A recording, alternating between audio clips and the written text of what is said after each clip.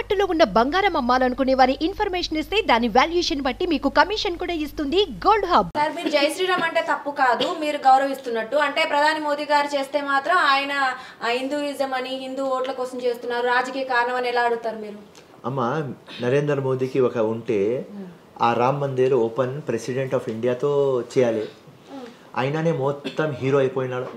మొత్తం అరే వినమ్మా ఉట్టి పిఎంఏ హీరో, సింగిల్ మ్యాన్. ఆ సింగిల్ మ్యాన్ హీరో మొత్తం ఒక పొలిటికల్ ఈవెంట్ పెట్టుకున్నాడు. రామ్ జన్మభూమి రామ్ మందిర్కి నేనే ఓనర్, ఎవరు స్టేక్ హోల్డర్స్ కాదు, నా అయ్యా జాగిర్ అని చూపిస్తున్నాడు. అది తప్పు. రామ్ మందిర్ మీద ఎవరు తప్పు కాదు, రామ్ మందిర్ కావాలి అని నేను చెప్పే వ్యక్తి నేనే. ఎందుకంటే మక్కా మదీనాలో ఎట్లా మక్కా మదీనా ఇంపార్టెంట్, రైట్? వాటికన్ సిటీలో ఆ చర్చ్ ఎంత ఇంపార్టెంట్, ఇక్కడ మన ఇండియాలో ఆ రామ్ మందిర్ అంత ఇంపార్టెంట్. 100 మంది నాకు అడిగితే కూడా నేను చెప్పిన పక్కనే ఇచ్చినారు కదా రా భయ్ మస్జిద్ కోసం ల్యాండ్, ఏం ప్రాబ్లం రా భయ్, రామ్ రామ్ రామ్ అక్కడ జన్మించిన రామ్ మందిర్ కావాలి చెప్పే వ్యక్తి నేనే. రామ్ మందిర్ కాంగ్రెస్ గవర్నమెంట్ నిర్మిస్తే కూడా మీరు ఇదే మాట్లాడతారా?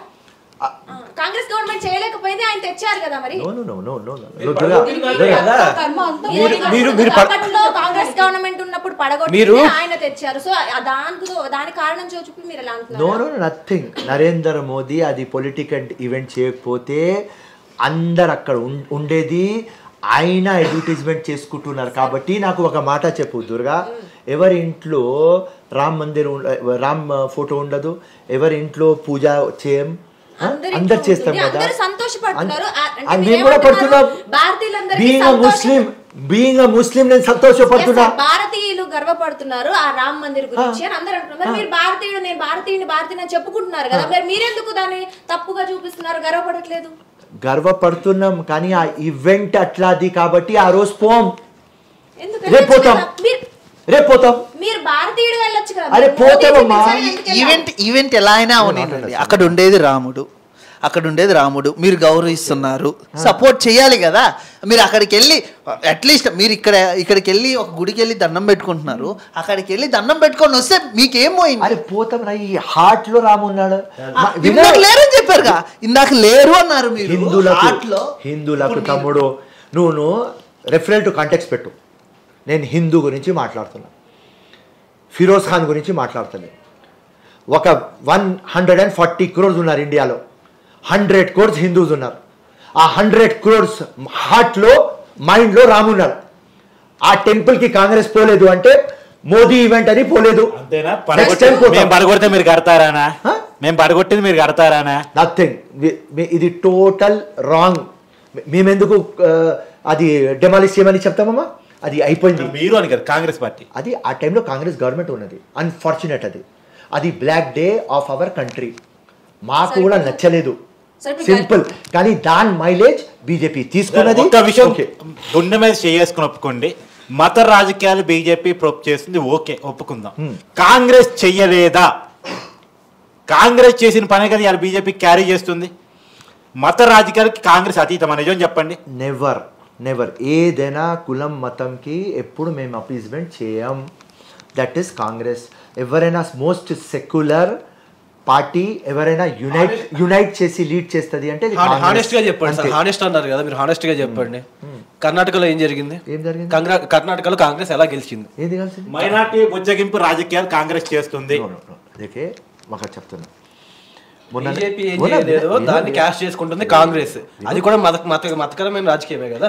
వినండి, Muslim community is total against BJP. They are total against Narendra Modi. వాళ్ళ ముస్లిమ్స్కి ఇప్పుడు దాకా మైండ్లో గోదరా ఇష్యూ ఉన్నది. మీరు ఎంతైనా ట్రై చేయండి, అది అక్కడి నుంచి డిలీట్ అయితే లేదు.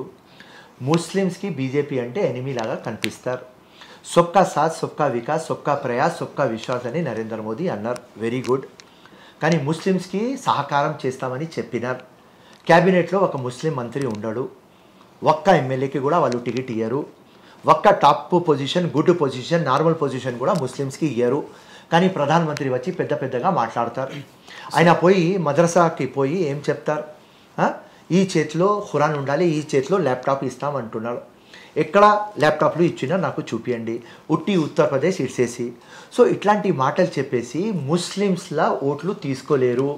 ఒక పర్సంటేజ్ మా ముస్లిమ్స్లో షియా సున్నీ ఉంటారు.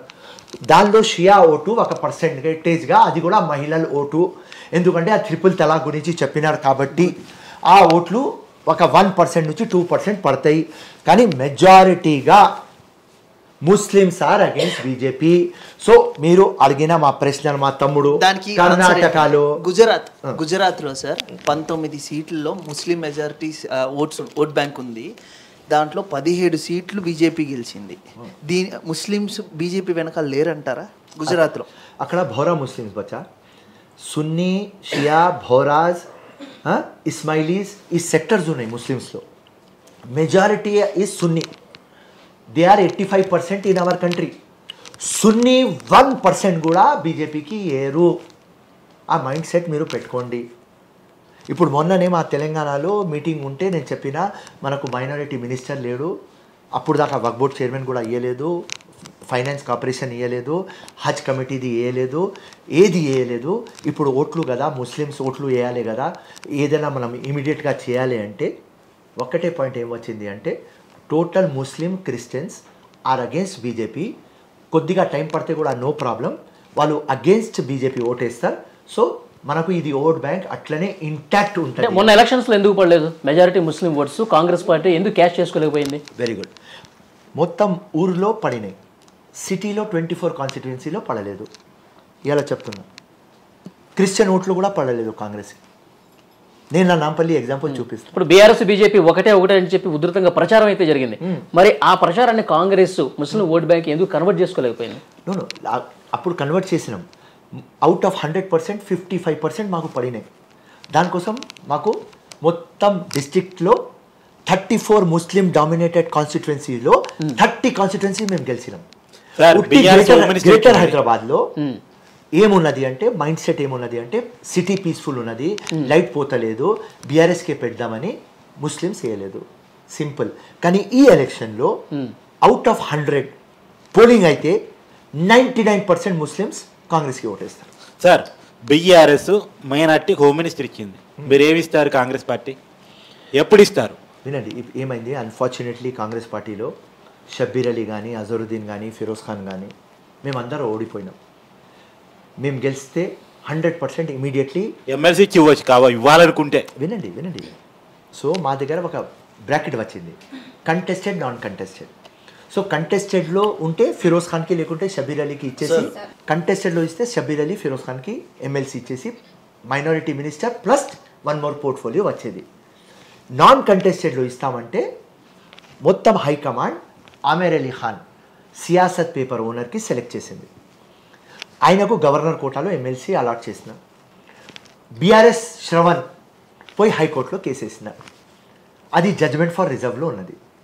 కోదండరామ్ ప్లస్ ఆమెర్ అలీ ఖాన్ 2 సీట్లు అక్కడ హైకోర్టులో ఆగిపోయినాయి. ఇప్పుడు ఎమ్మెల్సీ రావాలంటే నెక్స్ట్ జనవరిలో రావాలి.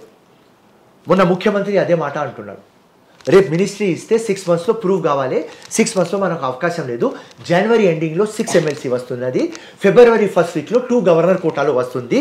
ఇప్పుడు మనకు మైనారిటీ మినిస్టర్ పెట్టాలి అంటే నాకు ప్రొవిజన్ లేదు. సార్ మీరు ఈ పదవులు ఆశించి ఢిల్లీ వెళ్తున్నారు మాటికి, అంటే మీరు ఏమంటారు సార్? నేను పోయినా మా అమ్మ పదవులు ఆశించి వెళ్ళారంటారా? నేను ఎస్ మా అమ్మ ఏం చెప్పింది అంటే, అరే నువ్వు 5 times ఓడిపోయినావా, ఇప్పుడు నీతో ప్రజలు ఉన్నారు, 20 సంవత్సరంతో పాపం అందరు ఉన్నారు, వాళ్ళు చాలా బాధపడుతున్నారు. ఖర్గే గారు, రాహుల్ గాంధీ మంచోళ్ళు, మీ అమ్మలాగా సోనియా గాంధీ ఉంటుంది, ఖర్గే గారు ఖర్గే ప్రెసిడెంట్ మీ నాన్నలాగా ఉంటాడు, నువ్వు పోయి అడుగు, మంచోడు.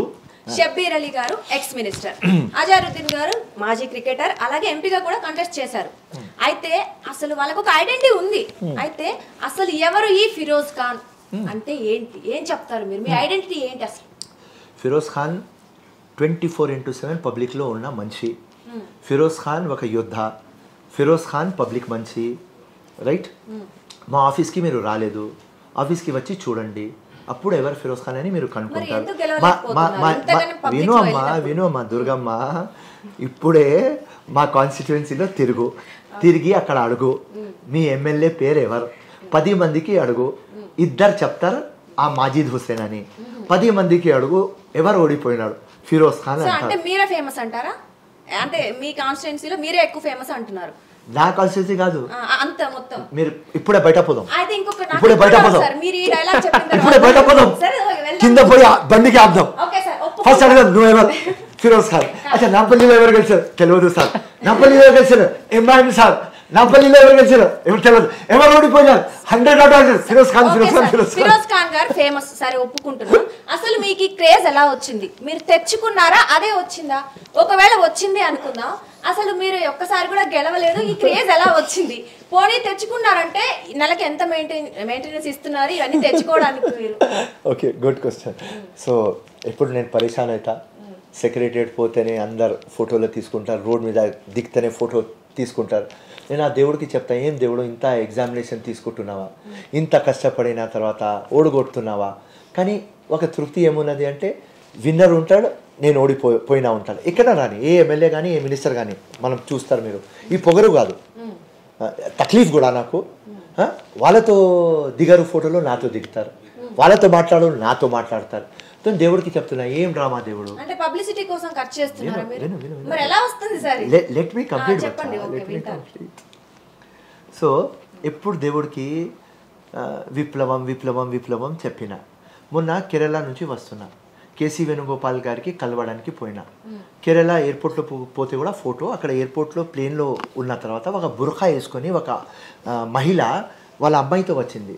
అమ్మాయితో వచ్చి, మా డాటర్ మీ ఫ్యాన్, మీ వీడియోలో చూస్తుంది అంటే, వాట్ ఈజ్ యువర్ నేమ్ అని చేయకల్పిన. అది బుర్ఖా పెట్టుకొని నాకు ఏం చెప్తుంది, ఫిరోజ్ ఖాన్ నీకు ఒక సజెషన్ ఇస్తా, ఎప్పుడు మీ వీడియోస్ చూసినా ఎప్పుడు నేను అక్కడ పాయింట్అవుట్ ఏం నోట్ చేసినా అంటే, నువ్వు ఎప్పుడు విప్లవం విప్లవం విప్లవం విప్లవం అన్నావా, నువ్వు విప్లవం క్యారెక్టర్ అయిపోయినావా, ఒక్క రిక్వెస్ట్ దేవుడికి ఇప్పుడు విక్టరీ విక్టరీ విక్టరీ విక్టరీ అడగమన్నా. మొన్నటి నుంచి 5th టైం ఓడిపోయిన తర్వాత దేవుడికి విక్టరీ విక్టరీ స్టార్ట్ చేసిన. ఇప్పుడే ఫ్రైడే నమాజ్ చేసిన, ఫస్ట్ టైం దేవుడికి విక్టరీ రాయ్యా, ఇట్లాంటి దుర్గా వాళ్ళ క్వశ్చన్లకు ఆన్సర్ ఇవ్వాలి దేవుడా అని మొక్కొని వచ్చిన. ఇది సో పబ్లిక్లో ఉన్నామని చూటిగా చెప్పినాం, లొంగలేదు, భయపడలేదు, దానికోసమే ఈ పేరు వచ్చింది. కాదు కాదు, మీకు ఇబ్బంది లేదంటే అవసరమైతే కెమెరాలైనా ఆపుతాము. ఈ రోజు ఫిరోజ్ ఖాన్ ఆస్తే ఇప్పుడు ఎంత స్టిల్ ఈరోజు కాంగ్రెస్ అధికారంలోకి వచ్చింది మననే కొత్తగా, ఇప్పుడు ఫిరోజ్ ఖాన్ ఆస్తే ఎంత? ఎందుకంటే ఈ క్వశ్చన్ వాళ్ళకి 5 సంవత్సరాల తర్వాత అడగాల్సి వచ్చింది. నాకు 2 ప్రాపర్టీస్ ఉన్నాయి ఇప్పుడు ప్రస్తుతం. ఒక మహేశ్వరంలో ఉన్నది, ఒక 15 crores ఉంటాయి. ఒక మాధపూర్లో ఉన్నది, అది ఒక 15 to 20 crores ఉంటుంది. ఇదే మిగిలినాయి, అన్నీ పనిచేస్తున్నాయి ఇప్పుడు దాకా. మళ్ళీ మొత్తం పెట్టుకున్నా నెక్స్ట్ ఎలక్షన్లో. ఇప్పుడు పంచడం అంటే ఎట్లా పంచుతారు మీరు? మీరు ఆఫీస్కి వస్తే చూడండి, మీరు కూడా సంతోషం అవుతారు, అండ్ నా గురించి ఒపీనియన్ చేంజ్ చేసేస్తారు. అంటే 2 examples చెప్పండి. చెప్తాను. ఎవరెవరు వస్తారు, మిమ్మల్ని కలుస్తారు? ఇప్పుడు రండి ఆఫీస్, మొత్తం ఉన్నారు కదా, రైట్ నా ఆఫీస్కి రావాలి, మీరు కెమెరాలో పెట్టుకొని రావాలి ప్లీజ్. నాకు తృప్తి ఉంటుంది, అది చూపియండి. సో ఇట్లా పోతానే ఫస్ట్ వచ్చేది పిల్లల ఎడ్యుకేషన్ కోసం అందరు కార్డులు పట్టుకొని వస్తారు. 17,000 కట్టాలి, 16,000 కట్టాలి, 15,000 కట్టాలి ఫస్ట్. సెకండ్, మందులు తినడానికి డబ్బులు లేవు. థర్డ్, మా పాప పెళ్లి ఉన్నది. ఫోర్త్, మాకు ఉద్యోగం లేదు, అన్నం లేదు, రేషన్ ఇప్పియండి, ఒక 1,000 రూపాయలు రేషన్ ఇప్పియండి, 2,000 రేషన్ ఇప్పియండి. ఇట్లాంటి నియర్లీ డైలీ 50 to 100 కేసు వస్తాయి. అందరికీ హెల్ప్ చేస్తారా మీరు? Yes. తప్పకుండా. Yes. అంటే ఓన్లీ నాంపల్లి పీపుల్ అయినా, ఏదైనా ఎవరైనా అవుట్ సైడ్ బాగా వస్తుందని చెప్పారు. ఓకే, తింటుంటే కొండలైనా కరిగిపోతాయి, అందరికీ తెలిసిందే. మరి మీరు డైలీ ఇలా ఇంతమందికి సహాయం చేస్తుంటే అఫ్ కోర్స్ చాలా డబ్బులు ఖర్చు అవుతాయి. మరి మీకు ఎలా వస్తున్నాయి? మళ్ళీ పెట్టాలంటే మళ్ళీ మీకు డబ్బులు రావాలి కదా. అమ్మ, నాకు దుబాయ్లో బిజినెస్ ఉన్నది. బిల్డింగ్ లీజ్లో తీసుకొని సబ్ లీజ్లో ఇస్తాం. 5-6 పెద్ద కన్స్ట్రక్షన్ కంపెనీస్ నా ఫ్రెండ్స్. వాళ్ళ దగ్గర నేను డబ్బులు ఇస్తా, వాళ్ళు నాకు ప్రాఫిట్ పంపిస్తారు. నా ఓన్ సహగురా రియల్ ఎస్టేట్ కంపెనీ నాకు ఉన్నది. మోర్ దెన్ 600 acres ప్లాటింగ్ చేసిన నా స్టాఫ్, నువ్వు ఆఫీస్కి వస్తే ఒక 100 మంది ఆ కంపెనీలో పని చేస్తారు. దుబాయ్ నాతో వస్తే అక్కడ ఒక 50 మంది పని చేస్తారు. నా చిన్నప్పుడు పార్ట్నర్ యూసుఫ్ భాయ్ వాళ్ళ పెళ్ళంతో వాళ్ళ పిల్లలతో దుబాయ్లోనే ఉంటాడు. ఉర్జితా ప్రాజెక్ట్స్ కానీ, ఫార్చ్యూన్ కానీ, వెలెన్షియా కానీ, ఫీమా కన్స్ట్రక్షన్స్ కానీ అందరు నా ఫ్రెండ్స్. వాళ్ళు ఏదైనా వినమ్మా, ఏదైనా వాళ్ళు ప్రాజెక్ట్ చూపిస్తారు, ఇట్లా చూపిస్తారు. ఫిరోజ్ ఖాన్ ఒక 2 crores 5 crores ఏం ప్రాఫిట్ వస్తే నాకు ఇస్తారు. ఊరికేం డబ్బులు ఇస్తున్నా కదా అంటే మీరు ఓకే మీరు పెట్టుబడి పెడితే దానికి ప్రాఫిట్ ఇస్తారు. ఎందుకంటే పెట్టుబడి పెట్టడానికైనా మీ దగ్గర అంత అమౌంట్ ఉండాలి కదా. చెప్పినా కదా సంపాదించుకున్న ల్యాండ్ లో ఆల్రెడీ రౌడీ షీటర్ గానా ఏమా ఇది మస్త్ క్వశ్చన్ అమ్మా. రౌడీ షీటర్గా సంపాదిస్తే నేను అసదుద్దీన్కి కానీ, అక్బర్కి కానీ, కేటీఆర్కి కానీ, కేసీఆర్కి కానీ, నరేంద్ర మోదీ కానీ, అమిత్ షా కానీ, రాజా సింగ్ కానీ, కిషన్ రెడ్డి కానీ అందరిది అమ్మ అక్క చేసే ఒకటే వ్యక్తి ఫిరోజ్ ఖాన్. మచ్చలేదు. లేకుంటే ల్యాండ్ గ్రాబర్, చీటర్ అని ఇప్పుడు దాకా నేను మీ దగ్గర ఇంటర్వ్యూ ఇచ్చేసి వెళ్ళిపోయేదాకా case. No no no rowdy no Durga rowdy sheeter is past story. అది 2004లో అయిపోయింది. నా ఇది కొత్త స్టోరీ. ఇది భయపెట్టలేదు. ఉట్టి ఎంఐఎంతో కొట్లాటలు అయినాయి, వేరే వాళ్ళతో ఎవ్వరు కాలేదు.